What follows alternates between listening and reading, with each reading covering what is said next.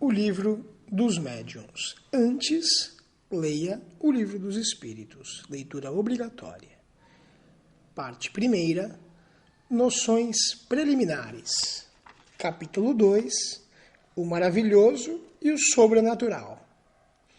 Se a crença nos espíritos e nas suas manifestações fosse uma concepção isolada, o produto de um sistema, poderia, com certa razão, ser suspeita de ilusória.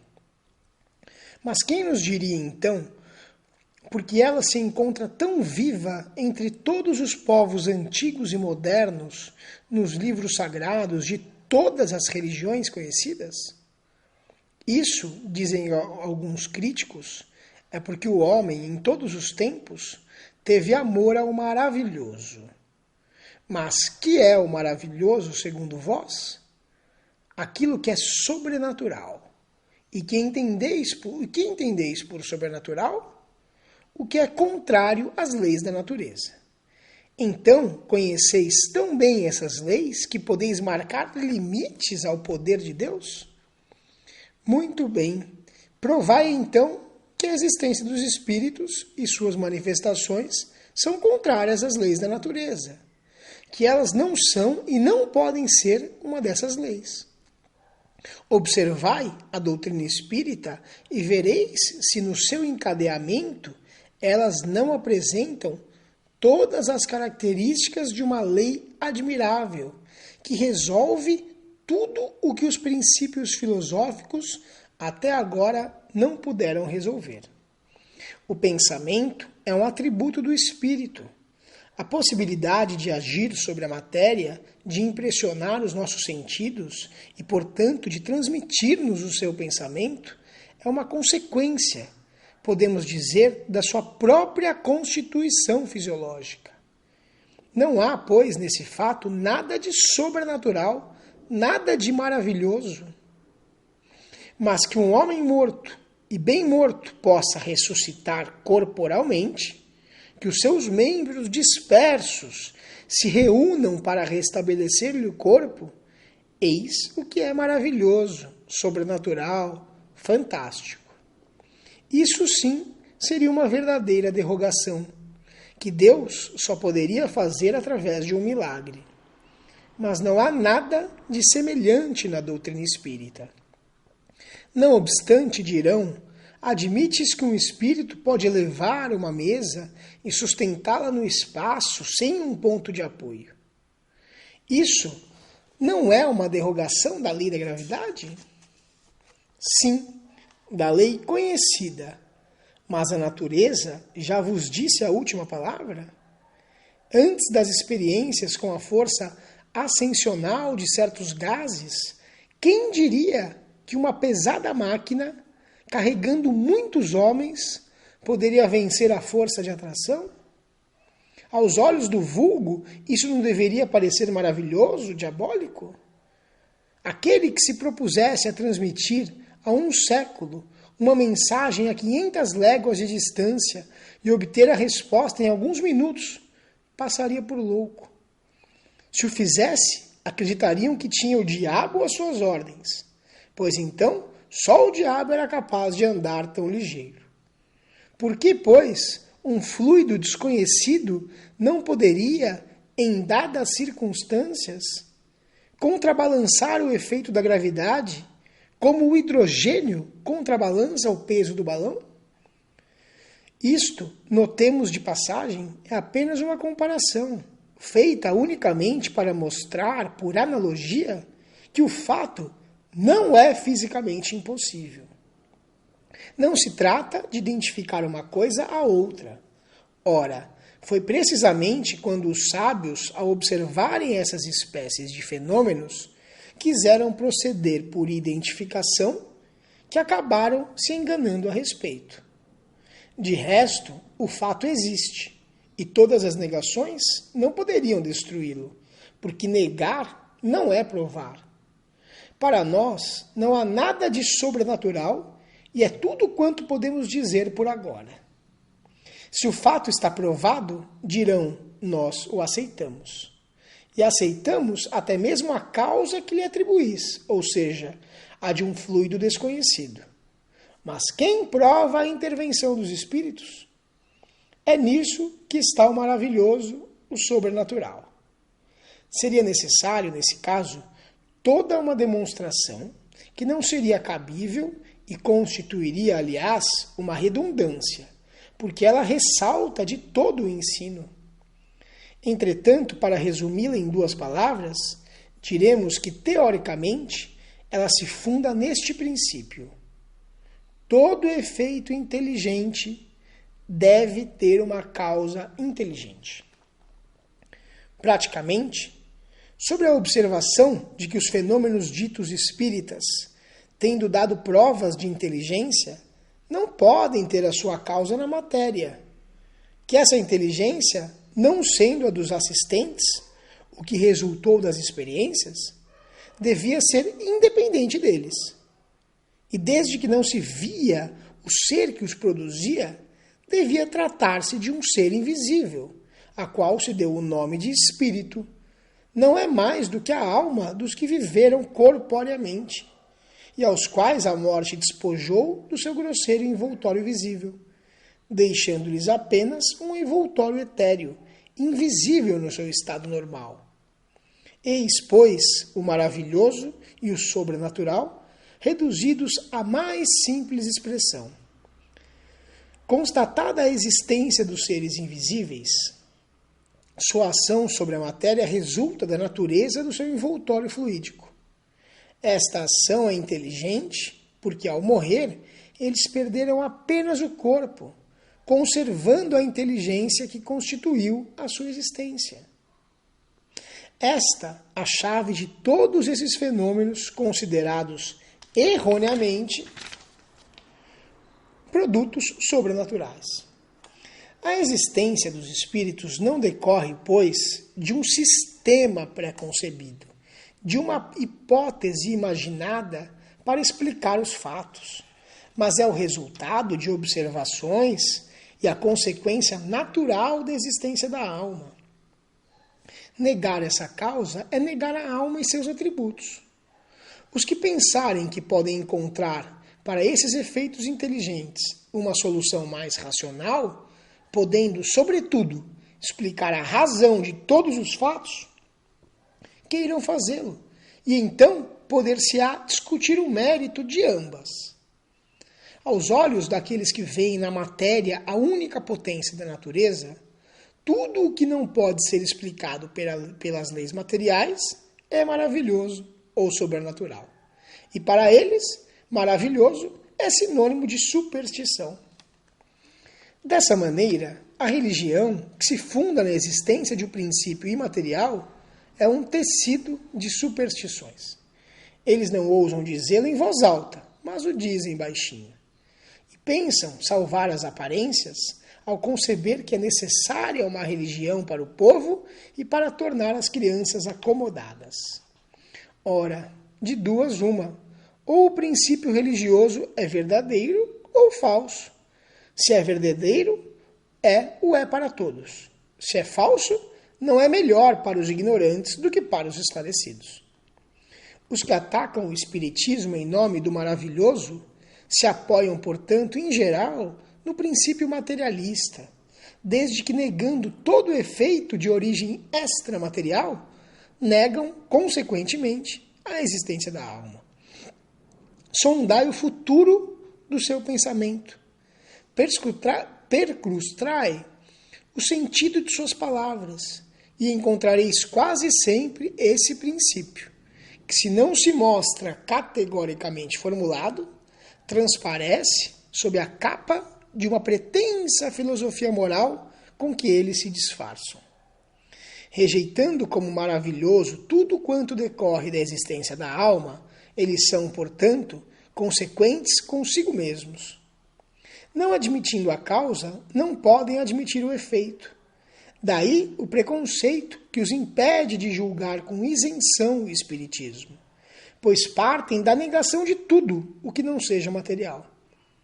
Quanto a nós, pelo fato de admitirmos os efeitos decorrentes da existência da alma, teríamos de aceitar todos os fatos qualificados de maravilhosos, Teríamos de ser os campeões dos visionários, os adeptos de todas as utopias, de todos os sistemas excêntricos.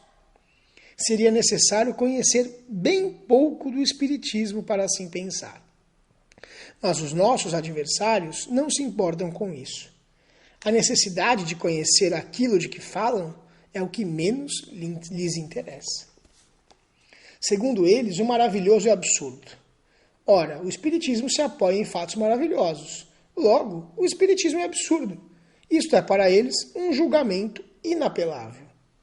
Creem em apresentar um argumento sem resposta, quando, após eruditas pesquisas sobre os convulsionários de Saint-Médard, os camisards das Cévenes, desculpem a minha pronúncia, eu sou péssimo em francês, ou as religiões de Loudun, chegam à descoberta de evidentes trapaças que ninguém contesta.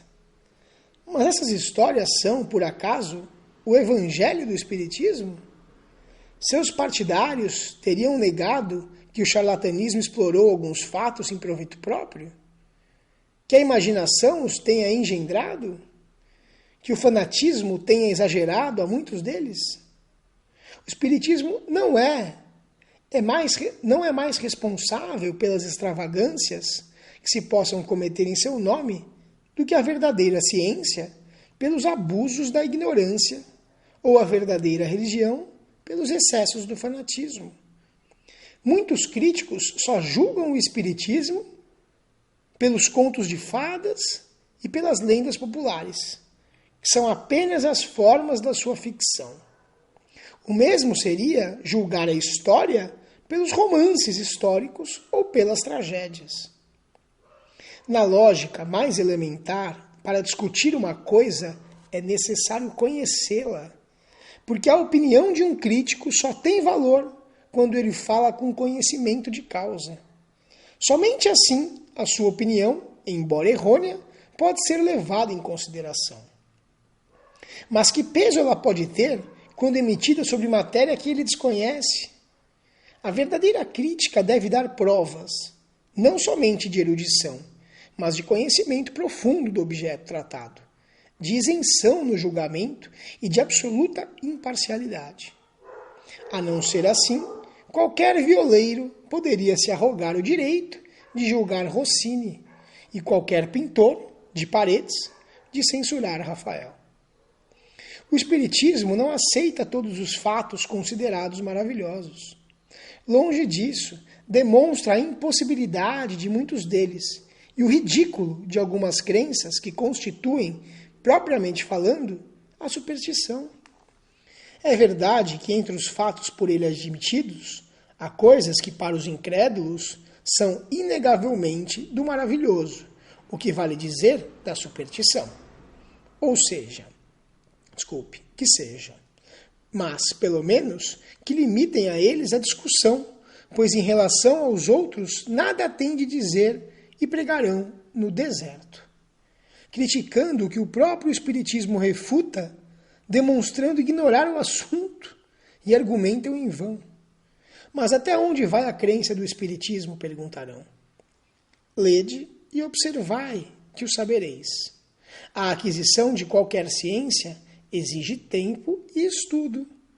Ora, o Espiritismo, que toca nas mais graves questões da filosofia, em todos os setores da ordem social, que abrange ao mesmo tempo o homem físico e o homem moral, é em si mesmo toda uma ciência, toda uma filosofia, que não podem ser adquiridas em apenas algumas horas.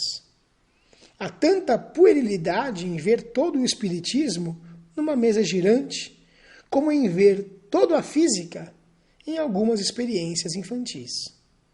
Para quem não quiser ficar na superfície, não são horas, mas meses e anos que terá de gastar para sondar todos os seus arcanos.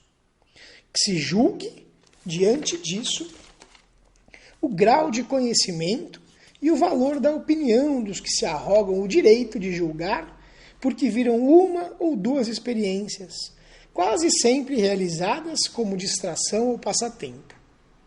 Eles dirão, sem dúvida, que não dispõe do tempo necessário para esse estudo. Que seja, mas nada os obriga a isso. E quando não se tem tempo para aprender uma coisa, não se pode falar dela, e menos ainda julgá-la, se não se quiser ser acusado de leviandade. Ora, quanto mais elevada é a posição que se ocupe na ciência, menos desculpável será tratar-se levianamente um assunto que não se conhece. Resumimos nossa opinião nas proposições seguintes.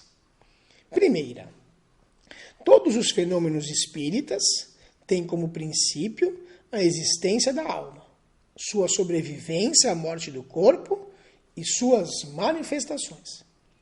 Segundo, decorrendo de uma lei da natureza, esses fenômenos nada têm de maravilhoso nem de sobrenatural, no sentido vulgar dessas palavras. Terceiro, muitos fatos são considerados sobrenaturais porque a sua causa não é conhecida. Ao determinar-lhes a causa, o Espiritismo os devolve ao domínio dos fenômenos naturais. Quarto, entre os fatos qualificados de sobrenaturais, o Espiritismo demonstra a impossibilidade de muitos e os coloca entre as crenças supersticiosas. Quinto, embora o Espiritismo reconheça um fundo de verdade em muitas crenças populares, ele não aceita absolutamente que todas as histórias fantásticas criadas pela imaginação sejam da mesma natureza. 6. Julgar o Espiritismo pelos fatos que ele não admite é dar prova de ignorância e desvalorizar por completo a própria opinião. 7. A explicação dos fatos admitidos pelo Espiritismo, de suas causas e suas consequências morais, constituem toda uma ciência e toda uma filosofia, que exigem estudo sério, perseverante e aprofundado. 8. O Espiritismo só pode considerar como crítico sério aquele que viu tudo e estudou, em tudo se aprofundando com paciência e a perseverança de um observador consciencioso, que tenha tanto conhecimento do assunto como o adepto mais esclarecido, que não haja, portanto, adquirido seus conhecimentos nas ficções literárias da ciência, ao qual não se possa opor nenhum fato por ele desconhecido, nenhum argumento que ele não tenha meditado e que não tenha refutado apenas por meio da negação, mas por outros argumentos mais decisivos. Aquele, enfim, que pudesse apontar uma causa mais lógica para os fatos averiguados.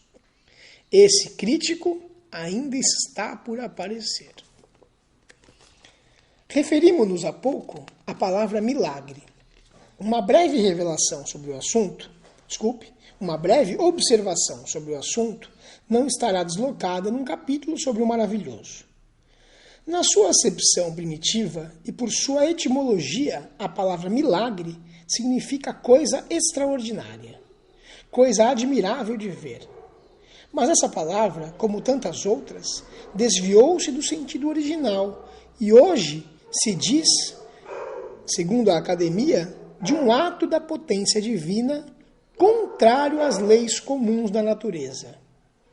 Essa é, com efeito, a sua acepção usual, e só por comparação ou metáfora se aplica às coisas vulgares que nos surpreendem e cuja causa desconhecemos. Não temos absolutamente a intenção de examinar se Deus poderia julgar útil, em certas circunstâncias, derrogar as leis por ele mesmo estabelecidas. Nosso objetivo é somente o de demonstrar que os fenômenos espíritas, por mais extraordinários que sejam, não derrogam de maneira alguma essas leis e não têm nenhum caráter miraculoso, tanto mais que não são maravilhosos ou sobrenaturais. O milagre não tem explicação. Os fenômenos espíritas, pelo contrário, são explicados da maneira mais racional. Não são, portanto, milagres, mas simples efeitos que têm a sua razão de ser nas leis gerais. O milagre tem ainda outro caráter, por ser insólito e isolado. Ora, desde que um fato se reproduz, por assim dizer, à vontade e por meio de pessoas diversas, não pode ser um milagre. A ciência faz milagres todos os dias aos olhos dos ignorantes. Eis porque, antigamente, os que sabiam mais do que o vulgo passavam por feiticeiros. E como se acreditava que toda a ciência sobre-humana era diabólica, eles eram queimados. Hoje, que estamos muito mais civilizados, basta enviá-los para os hospícios. Que um homem realmente morto, como dissemos no início, seja ressuscitado por uma intervenção divina e teremos um verdadeiro milagre. Porque isso é contrário às leis da natureza. Mas se esse homem tem apenas a aparência da morte, conservando ainda um resto de vitalidade latente, e a ciência ou uma ação magnética consegue reanimá-lo, para as pessoas esclarecidas isso é um fenômeno natural. Entretanto, aos olhos do vulgo ignorante, o fato passará por milagroso, e o seu autor será rechaçado a pedradas ou será venerado, segundo o caráter dos circunstantes. Que um físico solte um papagaio elétrico num meio rural, fazendo cair um raio sobre uma árvore, e esse novo Prometeu será certamente encarado como detentor de um poder diabólico. Aliás, diga-se de passagem, Prometeu nos parece, sobretudo, o antecessor de Franklin. Mas Josué, fazendo parar o sol, ou antes da terra, nos daria o verdadeiro milagre, pois não conhecemos nenhum magnetizador dotado de tanto poder para operar esse prodígio. De todos os fenômenos espíritas, um dos mais extraordinários é indiscutivelmente o da escrita direta, um dos que demonstram da maneira mais evidente a ação das inteligências ocultas. Mas por ser produzido pelos seres ocultos, esse fenômeno não é mais miraculoso do que todos os demais, também devidos a agentes invisíveis. Porque esses seres invisíveis que povoam os espaços são uma das potências da natureza, potência que age incessantemente sobre o mundo material, tão bem como sobre o mundo moral. O Espiritismo esclarece-nos a respeito dessa potência, dá-nos a chave de uma infinidade de coisas inexplicadas e inexplicáveis por qualquer outro meio, e que em tempos distantes puderam passar como prodígios. Ele revela, como aconteceu com o magnetismo, uma lei desconhecida, ou pelo menos mal compreendida, ou dizendo melhor, uma lei cujos efeitos eram conhecidos, porque produzidos em todos os tempos, mas ela mesma sendo ignorada, isso deu origem à superstição. Conhecida essa lei, o maravilhoso desaparece e os fenômenos se reintegram na ordem das coisas naturais. Eis porque os espíritas, fazendo mover uma mesa, ou com que os mortos escrevam, não fazem mais milagres do que o médico ao reviver um moribundo ou o físico ao provocar um raio. Aquele que pretendesse, com a ajuda dessa ciência, fazer milagres, seria um ignorante da doutrina ou um trapaceiro. Os fenômenos espíritas, como os fenômenos magnéticos, passaram por prodígios antes de lhes conhecerem a causa. Ora, os céticos, os espíritos fortes, que têm o privilégio exclusivo da razão e do bom senso, não creem naquilo que não podem compreender. Eis porque todos os fatos considerados prodigiosos são objeto de suas zombarias. Como a religião está cheia de fatos desse gênero, eles não creem na religião. E disso, a incredulidade absoluta vai apenas um passo. O Espiritismo, explicando a maioria desses fatos, justifica a sua existência. Vem, portanto, em auxílio da religião, a demonstrar a possibilidade de alguns fatos que, por não serem milagrosos, não são menos extraordinários. E Deus não é maior nem menos poderoso por não haver derrogado as suas leis. De quantos gracejos não foram objeto as levitações de São Cupertino? Entretanto, a suspensão etérea dos corpos graves é um fato explicado pela lei espírita. Fomos testemunha ocular desse fato, e o Sr. Home, além de outras pessoas nossas conhecidas, repetiram muitas vezes o fenômeno produzido por São Cupertino. Esse fenômeno, portanto, enquadra-se na ordem das coisas naturais. No número dos fenômenos desse gênero, temos de colocar em primeira linha as aparições, que são os mais frequentes. A da Salete, que dividiu o próprio clero, não tem para nós nada de insólito.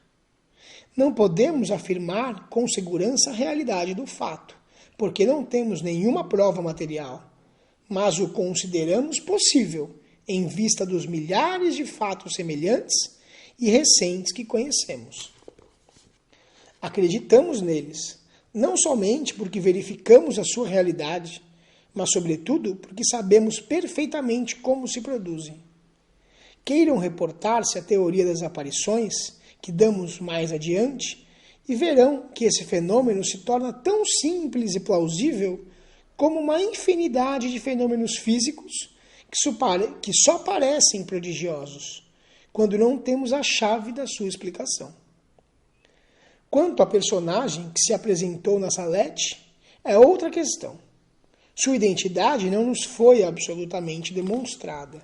Aceitamos apenas que uma aparição possa ter ocorrido. O resto não é de nossa competência. Cada qual pode guardar a esse respeito as suas convicções. O Espiritismo não tem de se ocupar com isso. Dizemos apenas que os fatos produzidos pelo Espiritismo revelam novas leis e nos dão a chave de uma infinidade de coisas que pareciam sobrenaturais. Se alguns desses fatos considerados miraculosos encontram assim uma explicação lógica, isso é motivo para que não se apressem a negar o que não compreendem. Os fenômenos espíritas são contestados por algumas pessoas precisamente porque parecem escapar às leis comuns e não podem ser explicados. Dai-lhes uma base racional e a dúvida cessa. A explicação, neste século em que ninguém se satisfaz com palavras, é, portanto, um poderoso motivo de convicção. Assim vemos todos os dias pessoas que não presenciaram nenhum fato, não viram uma mesa mover-se, nem um médium escrever, e que se tornaram tão convictas como nós, unicamente porque leram e compreenderam. Só se devêssemos crer no que vemos com os nossos próprios olhos, nossas convicções seriam reduzidas a bem pouca coisa.